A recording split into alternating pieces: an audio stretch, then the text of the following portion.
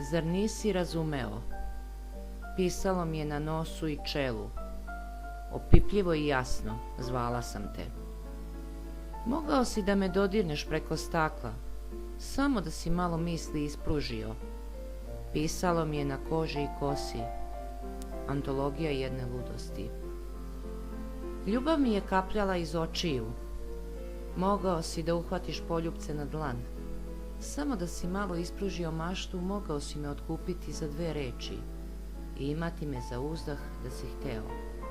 Samo da si malo ispružio srce, mogao si da čuješ šaputanje između jedne misli i druge. Između osmeha i jecaja da si hteo. Izmislio bi zagrljaj i odatle mi ne bi bilo bega. Ostavila bih ti onu crvenu suknju kao suvenir krojenu za večeru posle putovanja na mesec. Znam da bi je voleo, da si hteo.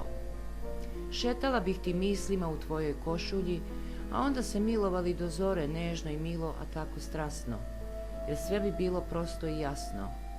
Usne bi nam imale ukus breskve, koje bi ostale na stolu netaknute da si hteo.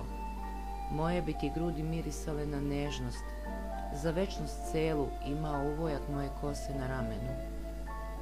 Mahala sam ti očima, diktirala ti dušom, ispisivala ti rukopisom pogleda. Čak sam i vrištala tvoje ime, a ti nisi čuo moje drhtanje, ni otkucaje srca.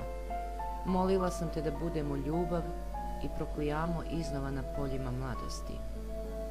Otišao si. Odneo mir i spokoj, zamenio reč ljubavi za tišinu. Sakrio srce i prevario sebe u poslednjem pohodu na život.